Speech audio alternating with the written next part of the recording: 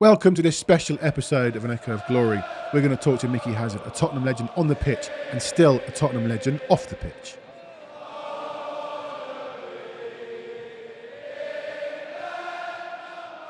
Delighted to be joined by a Tottenham legend, Micky Hazard. Micky, welcome to An Echo of Glory. Pleasure to be here, Johnny. Good to see you all. Cheers, Micky. We're going to come to your career as a Spurs player shortly, but I do want to start with, we're recording on the back of a 3-2 defeat at Brighton. I want to get your thoughts on that game and also your thoughts on Ange Ball overall. It's a difficult game to analyse because we were absolutely sensational. We went from the sublimely good to the sublimely bad.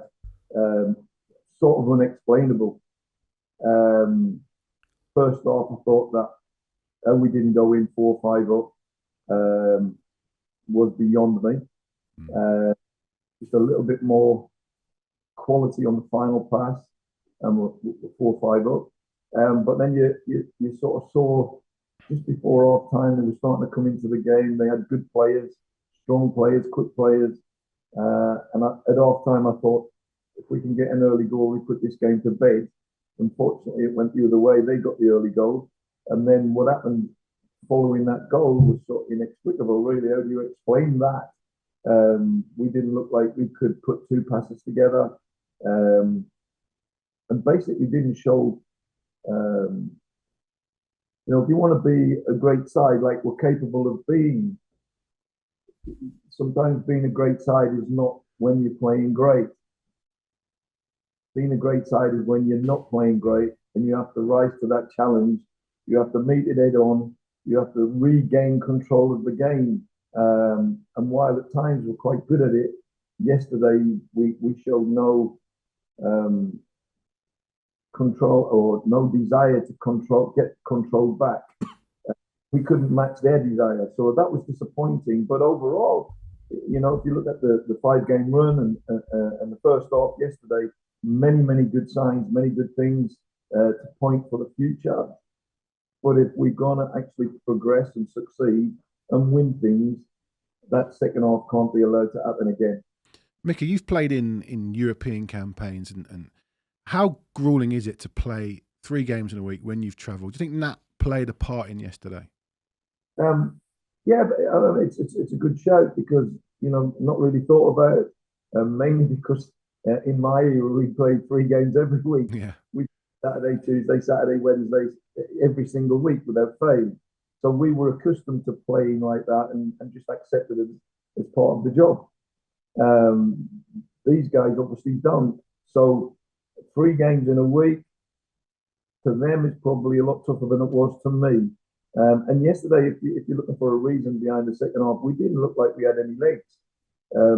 But having said that, that's not making excuses for the second half, because ultimately a lot of those players that played didn't play the full game midweek. Whereas in my day, we always started with our best 11 all of the time. So if you played on the Saturday, you played on the Wednesday. If you played on the Wednesday, you played the following Saturday. So don't want to make excuses. I'm not an excuse maker. We didn't perform well second half.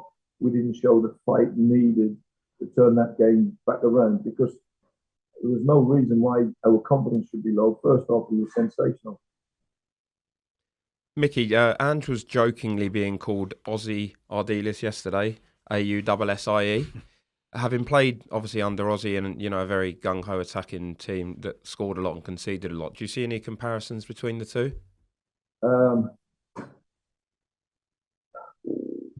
Not really. I think that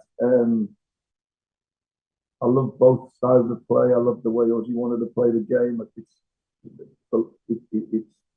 Tottenham's philosophies. That's how the game should be played. I love the way Ange plays the game and preaches the game. My only problem with it is that, when you have the ball, it's a freedom of expression. It's a freedom of movement. It's go and play and go where you want to get on. I mean, the type of player I wanted to be everywhere where the ball was. So when we had the ball, I was often not in the position I was playing because I was where the ball was. But the minute that play broke down, bang, I was straight back into my position. And we had, as everyone was, and consequently, because everybody reacted in that way, quickly got back into defensive shape. The great thing about the handball is when we've got the ball, nobody can stop us really. We have such movement, such rotation, such everything. It's fantastic to watch. It really is. The only problem with it is that when the play breaks down, it becomes an organisational thing. You need to be organised. You need to be set in a defensive shape that stops the opposition playing. And you win the ball back quicker. And when we press high at the pitch, as we did in the first half, when we did it with lots of energy, they couldn't cope. When we sort of dropped off, stopped that high press that we did so effectively, not just first half, we did it at Manchester as well. Suddenly, Brighton were allowed to play. They found their rhythm. They found their passing game. And then suddenly they started to cause sort of problems, and we didn't adapt to that. So at the very highest level, at the peak, and I'm not trying to preach to anyone here. I'm just saying at the very highest level, there has to be an organisational side of the defensive part of the game to enable you to capitalise on the attacking side. And if we didn't have the energy to play the press, then we just defend it a bit deeper. So there's many ways to play this game. There's not just one. And you're talking to a complete. And I mean, if you think Ange is a complete lover of the beautiful game, if you think Ozzy is a complete lover of the beautiful game, they are not even close to how much I love the beautiful game. Also recognise that outside of the beautiful game, there's a dogged game that you have to, when things are not going quite according to plan, you have to fall back on that. Yeah. Micky, morning. The team you played in from 81 to pretty much 85 was brilliant. If there was one player you could, I've lost it. Go on. If there's one player you could bring from that team into today's team, who would you have? Apart from yourself, obviously. So many incredible players in that team. I mean, it would be very unfair. I mean, everybody would say Hoddle, but there's a bigger picture here that we're talking about. We're talking about a team of today that's playing lovely, attacking, exciting, creative football. So would we need a Hoddle? Yeah, Hoddle would walk into any team, any Spurs team in history. And would we need an Ardiles? Again, Ozzy would. Would we need a Micky Hazard? The bottom line is, if I could give that team yesterday one player from my team, I'd give him Graham Roberts. Yeah, that's exactly who was in my mind. Ollie just mouthed to me. He's going to say Graham Roberts. It was actually the answer I had in my own head as well, and I think his team needs leadership. He was a winner, right? And while he wasn't as good a captain as Steve Perryman, he sort of took the bull by the horns. He would have dragged that team through that and won that game because of his passion, his heart, his desire, his fight. Just a leader. You know, when we lost all those players in the UEFA Cup final in 1984, no Hoddle, no Ardiles, no Crooks, no Clements. Graham Roberts took the bull by the horns as captain, and he led from the front. It was no coincidence that he scored the goal that got us the draw. Then he stepped up to take the first penalty. I mean, that's Graham Roberts. He stepped up, took the first penalty. What did he say to the manager when the manager said, "Who wants to go first?" Robo says, "I'll go first. I'll put us 1-0 up." You know, that's leadership. That instills confidence in everyone around them to say, "Well, hang on, look at this. We have a leader here. We have someone that's going to put his body on the line to win us this game."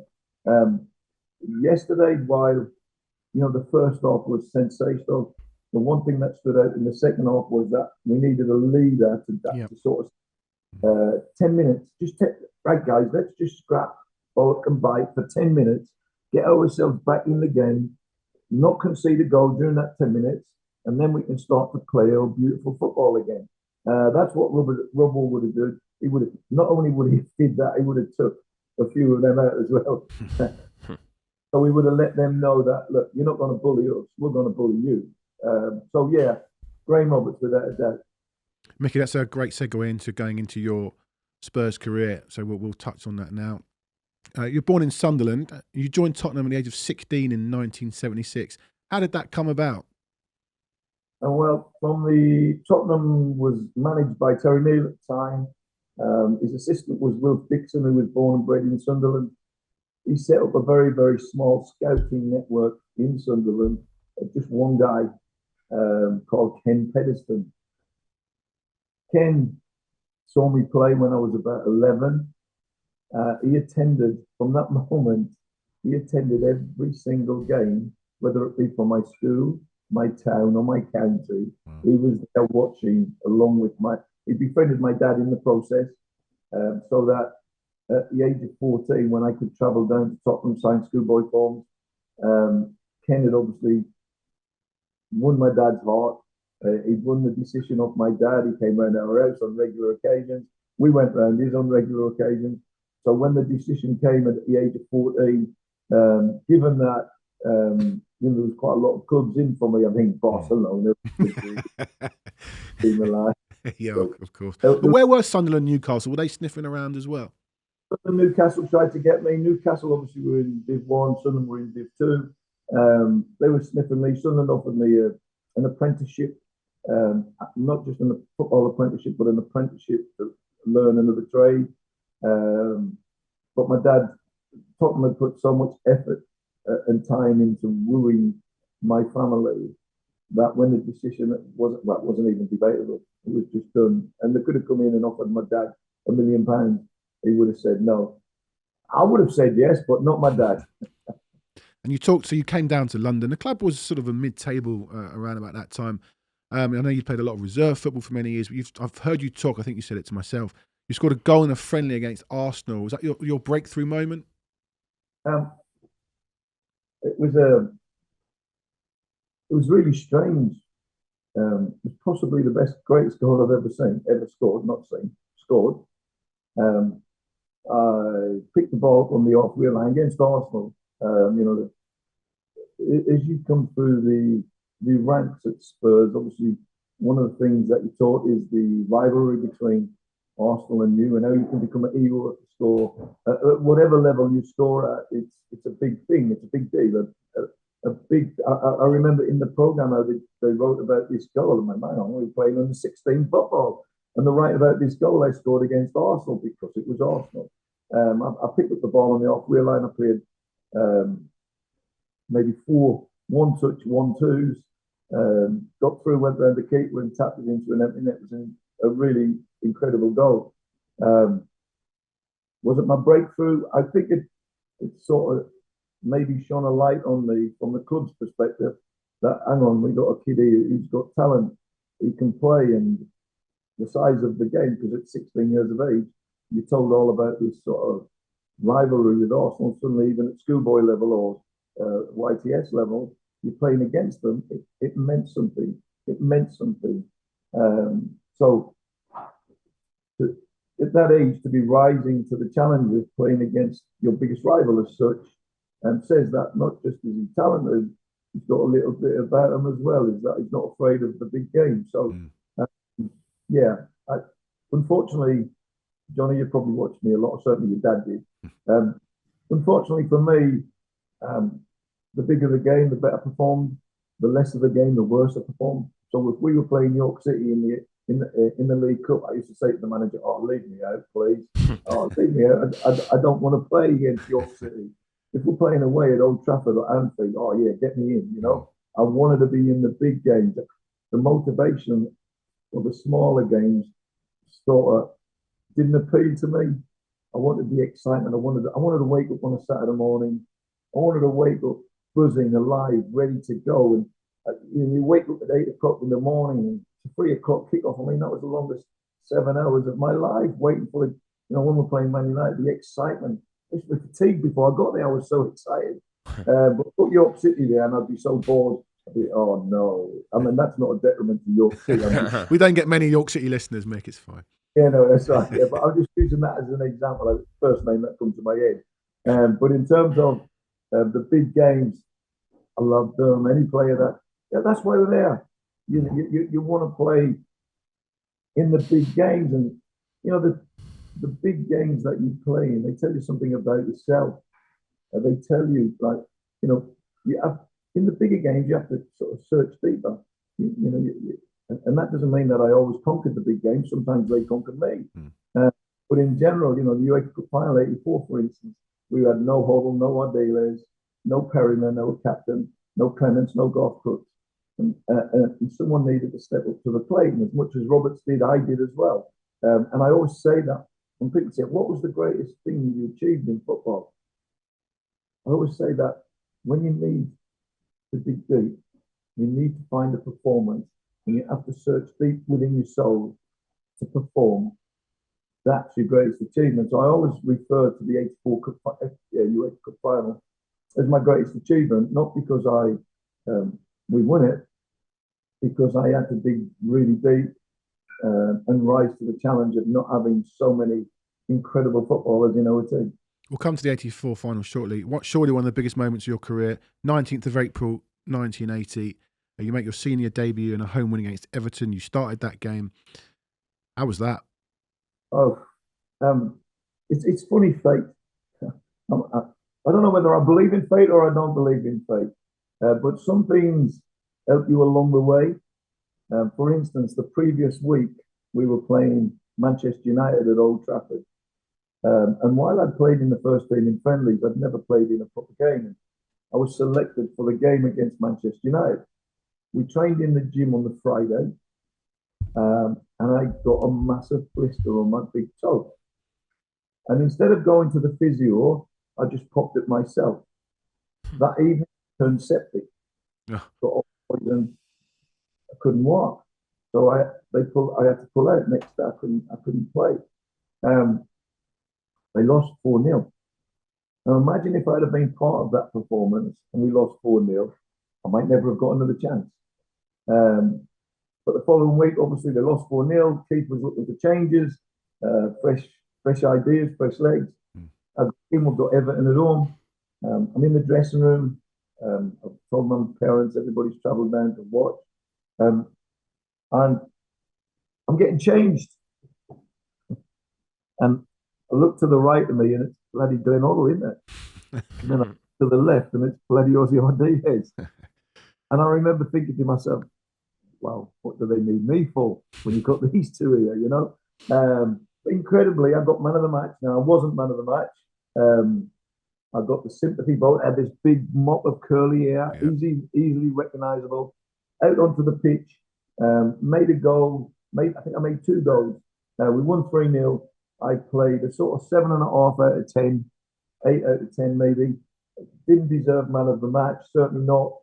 How do you get man of the match when you've got Hoddle and Ardiles alongside you, who are at the peak of their powers? But the homegrown youngster breaking into the team, having an impact. I got the man of the match award. So, yeah, a great memory for me. And you only played 4 games in the 80-81 season, but then became regular the season after. What are your memories of that time to obviously win 2 FA Cups? We are a really good team at that time. And so the perception of being within that team. I have to say, to this day, it's one of my greatest thrills to have played in that team. When I look through our history and I arrive at the 81 to say 87 team, it was predominantly lots of the same players. I feel a sense of this is everything. This team is everything that Tottenham Hotspur Football Club stands for. Its philosophies, its history, its traditions, its style of play, its great players. We had superstars in that team. They were great, great players. But every one of them fit in with the perception of our Spurs players should play the game. To this day, I still have that same perception. I still think everyone should be a Glenn Hoddle. So that team was synonymous with everything. I mean, everything that Spurs stood for. So for me to be part of that team with the beliefs that I had on how the game should be played, it was just the most incredible period of my life in terms of football. And I wouldn't swap not one moment. Yes, there was moments that I'd like to say, I wish I'd played in the 81 Cup final because the Ricky Villiers goal, etc. But I wouldn't swap one moment. Sitting on the bench was equally as great. Somehow, because if you weren't playing, you were watching these unbelievable footballers. So sometimes I used to think, oh, just let me watch today. You know, that's how good it was watching Hoddle and Ardiles and Beaver and Archibald and Cooks and Berryman and Roberts. Oh, unbelievable. Newton, what a player. Unbelievable team. You briefly touched on the '84 UEFA Cup win as your best achievement. What was that sort of, what are your memories from that day, especially with so many players out? Was there a belief within the dressing room that you could still win the trophy? I don't speak for everyone. I just know that it wasn't even in doubt. At no point, at not one single solitary point, did I believe that we were winning. We went away to Anderlecht. I swear down, we should have come on with a 3-0 win. Tony Parks made a minor error late on. That cost us the goal, the equaliser. But we absolutely played them off the park. We were superb. So when we're coming back to the lane, I remember we had a team meeting the day before, which was unusual. We never did, but on this occasion we did. And I remember Peter Tree saying to me, Mickey, you got Enzo Schifo, brilliant player. He said you need to be really wary of him. I said, Pete, hang on a sec. I said, Pete, please don't talk to me about the opposition. I said, talk to him about me. Let him worry about me, because I'm not going to worry about him. He has to worry about me. Because I'm a great believer in saying, I fully get as a manager and as a coach, you have to be aware of what the opposition's qualities are. You have to be aware of their free kicks, their corners, their throw-ins, their set-piece plans. You have to be aware of them and counteract them. But as a regards individual players, don't even mention not one of them to me. My old thought was, what problems am I going to create them? Not what problems will they create me? And that doesn't mean that I didn't think, oh, I'm playing against Brian Robson today, he's left-footed. So when I'm going past him, I'll go by on his right side. Or if he's going to beat me, he's going to beat me on his left side. And of course, I had my own plans made up in my own mind of how to play against opponents. You know, sometimes I never understand when there's a left-footed player playing on the right wing. Why don't they show him down the line so he has to cross it with his weakest foot? As we saw with Kulu, yes, a couple of and Werner, they got in unbelievable positions. The quality on their wrong foot crosses is nowhere near as good as the quality on their good feet. So when I see defenders allowing someone to cut in onto their best foot, I think you obviously haven't studied him. You must know what his strengths are. You must know that he's coming inside. Keep them going down the line. Keep them showing outside. You know, that's, I suppose, thinking about the game prior to the game individually can give you an edge. But ultimately, I relied on my talent to be better than his talent. So I never wanted to even talk about the opposition. So as I said, I told Pete, never mentioned them again. What did it mean that the game we went out? Honestly, I don't think there's a better feeling than walking out at White Hart Lane to Glory Glory in front of an absolutely jam-packed house. The theme tune sings out Glory Glory, goosebumps everywhere, lump in your throat, you're so emotional. It's the biggest game of your life. You're playing not just against England, you're playing against the whole of Europe. And here you are, you've reached that final game, you walk out the tunnel. If I have a wish, I wish everybody in life could just experience that moment when you walk out the tunnel to Glory Glory, but not just in any old game, in a European Cup final. Let me tell you, it's wow. It's breathtaking. It's pride. It's every good feeling rolled into one. It's amazing. And of course, you get into the game, you're on a high. You sort of haven't come back down to earth when the game kicks off. You're still buzzing with where you are and what you've achieved. Remember, we're talking about a group of players that are fulfilling their lifelong ambitions, their schoolboy dreams. You know, so dealing with it is one of the most difficult things of all. To how do you cope with your schoolboy dream? Wow, I'm here. What am I going to do? You know, but somehow, I don't know, somehow in my mind, I just knew I was winning. I never just didn't give it a thought that we were losing. I thought it was a lot to do with fate. It was Keith Burtonshaw's last game. Yeah. I thought there's no way we're going to lose in Keith Burtonshaw's last game. No way. And we didn't. Were you due to take a penalty, Mick? We went to see an evening with Ricky, Ozzy, and Tony Parks, and they tell this story about you going down with cramp. What's the story there about you not taking a pen? Were you due to take one? You said, I can't take one, or were you going to take the sixth one? How did that go? If they tell that story in a way that makes everybody laugh, yeah. The truth of the story is that about a minute before we played 120 minutes, they never ever say when they tell that story is I carried 10 other players on my back. This is your moment to say it, Mick. Yeah. So obviously I'm going to go down with cramp. So a minute ago I go down with cramp. Right now, I don't know if you know the rules of penalty shootout. The first 5 names have to be handed in before the shootout. I wasn't aware of this at the time either.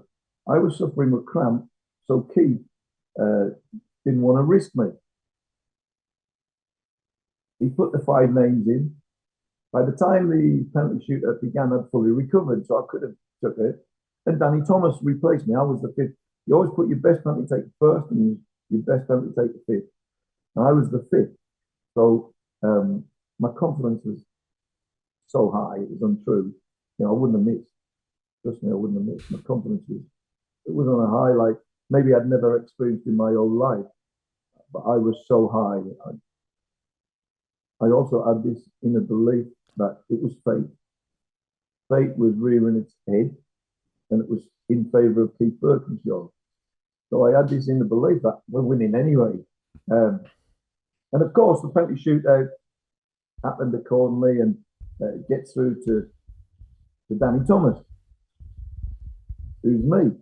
You have to remember, I'm now standing on the halfway line, watching Danny Thomas walk up to take the penalty to create history, to forever, ever have his name in the history books as the one that scored the winning penalty that won the UEFA Cup in 1984. And it should have been me. And all I could think of, and I'll tell you this final bit of the story just to make you realise just how quickly emotions can change within football. But Danny walks up to take the penalty, and I'm thinking, oh, this is me. This should have been me. I would have gone down in history as the great, the guy that scored. And then Danny misses. And as he's missed, I thought, oh shit, I'm next. I started to get nervous because I was next. Yeah. So the emotion of, oh, this should have been me. I should have been scoring. So suddenly, oh no, it's me. Like suddenly my whole emotion changed. I got serious because I thought, walking up, I'm celebrating, we've won, and then Danny's missed. But the fans' reaction that night was absolutely, when you talk about using fans as a 12th man, I think we were 12th, 13th, and 14th that night, the way they uplifted. I think they put the fear of God into the final Anderlecht penalty taker. They sang Danny's name so loud, the echoed all around the ground, Mr. Beckwood miles away. It was incredible. The uplift that it gives to everybody, it must have put much more pressure on their player, and maybe was one of the reasons that Tony saved it. And the ironic thing was, and they'll tell the story that who was the first player to get to Tony Parks after he saved the penalty? That was me. But they tell it like, oh, he wasn't suffering with cramp then, but it was like 12, 30 minutes later. So I sprinted and I didn't get cramp. So, but yeah, that's the real story. Brilliant stuff, Mick. So you sort of were in and out the side. You left. We finished third in 85. You didn't play much in 85, 86. You then went on to Chelsea, Portsmouth, Swindon with Glenn and Ozzy. Returned to Spurs in 93. Just briefly, how different a club was it you came back to the one you left? Majorly different. I pined to be back at Spurs. You have this vision of your football club, from a schoolboy point of view to a junior to a youth to a reserve to the first team. And some places that you're born to be there. And I think with the way that I played the game, the way that I believe the game should be played, I was born to be at Tottenham Hotspur Football Club. So when I was sold, I didn't agree with the selling, number one. I thought that Glenn was on the verge of leaving at any point. I'd just been picked for England. And there was no better replacement for Glenn. You know, you had your ready-made replacement in me for when Glenn left. So I didn't think it was the most clever save. And I spent a long time planning to come back to Spurs because you have this vision of what your football club's like, and absence makes the art grow fonder. So when you're away, you long to be back because you remember all the great things that happened to you there, and that what you achieved and what the fans were like and how they treat you. And while Chelsea fans treat me amazing, they really did. Tottenham was my own, and I remember when I got the call to come back, I had a sponsored car at Swindon. They took it off me. I'd have actually walked back, to be honest with you. But it was a dream come true. But in terms of when I left to when I returned, the difference was absolutely immense. Maybe because I was a bit younger, I was never aware of anything political going on within the club. Because I was young, breaking through, and I was always sort of one of the younger ones in the team. I was not aware of not one political. I wasn't even aware of anybody negotiating a contract or anybody fighting for bonuses. Obviously, I've learned since that people did, but I was not aware of it when I was there. So everything was sort of just golden. It was all so wonderful. And when I came back, I walked into sort of a political storm. The sort of Sugar Venables era just ended. That sort of appointed Ozzy almost as because he was a fan's favourite and that would to help appease the fans, the Venables. But it was such a, you were either in the Sugar camp or you were in the Venables camp. I wasn't used to this. You know, I came back, this was my club. I was expecting the same club that I left to be still there. But I walked into this sort of, thankfully, I'm not someone who ever bothers with politics. Politics is a football club, but for me, it should never be. The bottom line is that you play for the football club. You don't play for the manager, you play for the football club. And any loyalty you have should be with the football club, not with your fellow players or with your manager. It's your loyalty to the football club. They pay your wages, you are employed by them, and ultimately without them, you might not be who you are. And I know it's the fans who make us who we are. And any football club, when I talk about the football club, I talk about the fans. The fans are the football club. No football club succeeds without its fans. But to side with the manager, and I know it didn't appear that they were going against the club, but ultimately you are, because managers come and go, players come and go, but the fans and the club are always there, and their love is unconditional for that football club. So any politics that go on, I don't agree with. I never get involved with. I don't agree with it. I think that my loyalty lies with the football club, and I'll always support the football club through thick or thin, whether it's good or bad. You know, what's the point of being a supporter if the minute things get bad, you want to take yourself away? It's just not right. You're a fan, and once you're a fan for life. You can't suddenly say, "Well, I'm no longer a Tottenham fan." Think about it sometimes, Mickey, when we blow League 2-0 leads at half time. We said it yesterday after the game at half full time. But I'm not talking about sort of knee-jerk reactions after a defeat. I mean, we've all said that's it. I'm not.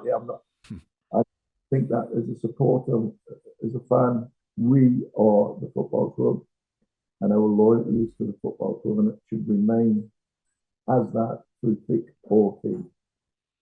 So you came back, and you had 2 seasons under Ozzy, and your final appearance came in 1995. You ended your career 425 appearances, 56 goals, probably many more assists, but they weren't calculating those at that time. And you went on to become an academy coach at Spurs and Palace and other bits and pieces. Just before we let you go, what you're up to now? You know, you're doing some charity work and stuff like that. I've got me and my sister set up a charity called Legend on the Bench. It's a charity that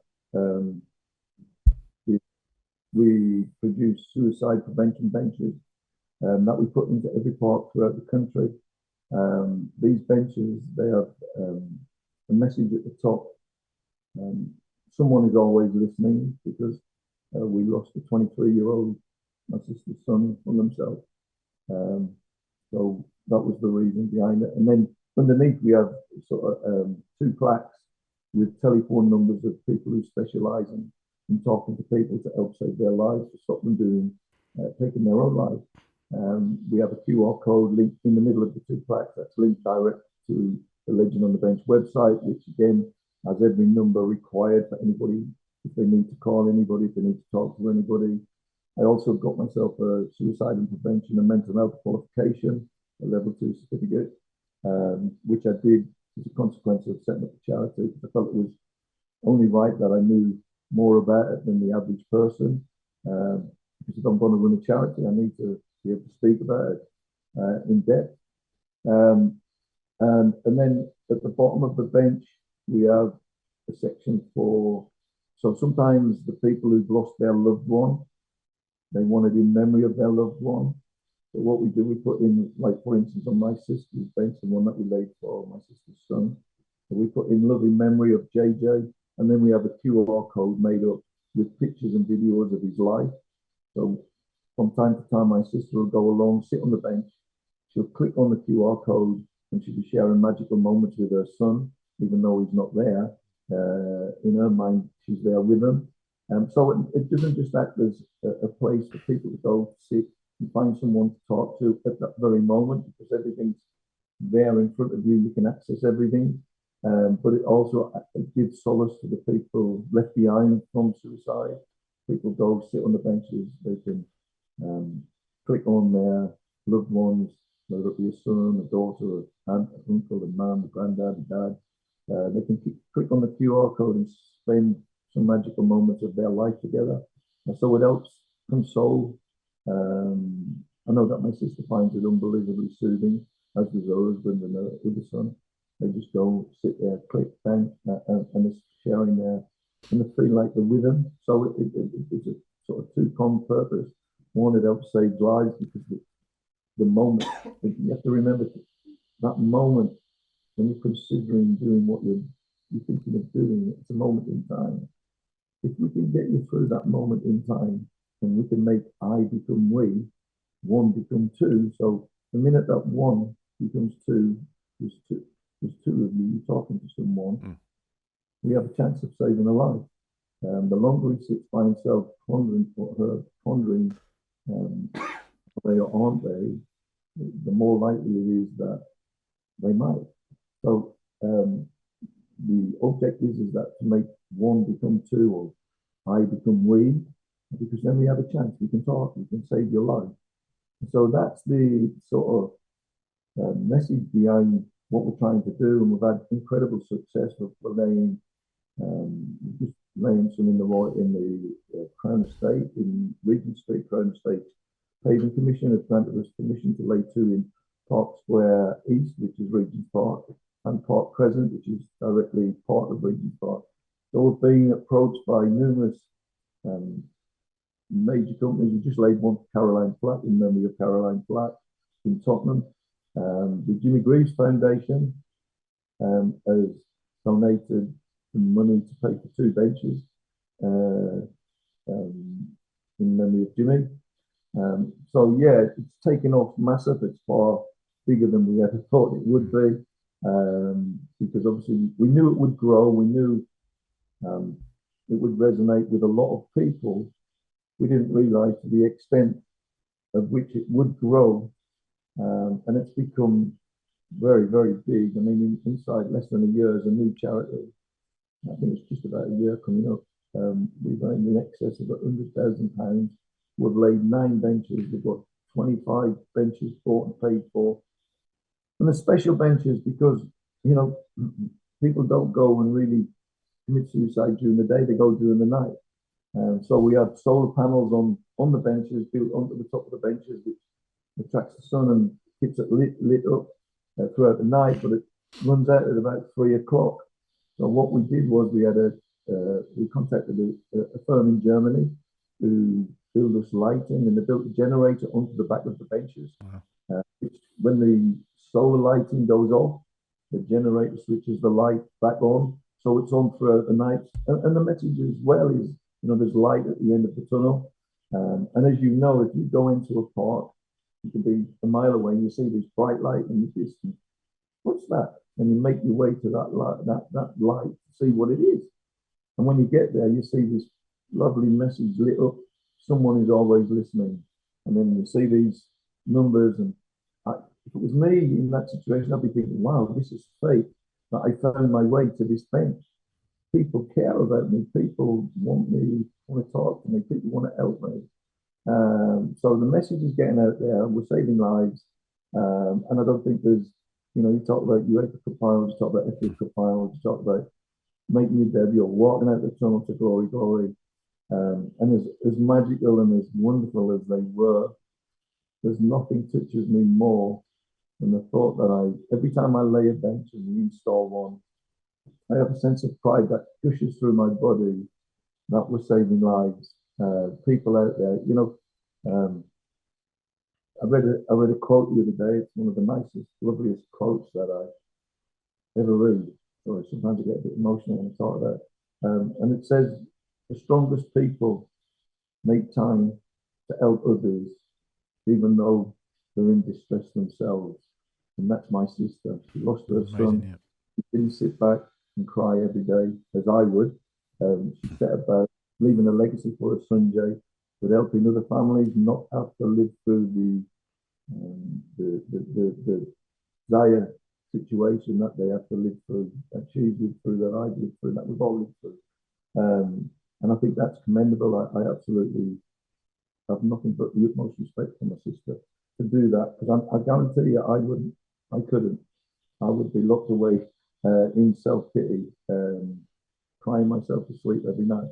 But my sister had the strength and the courage to set it up to help others, and that's something spectacular, I think.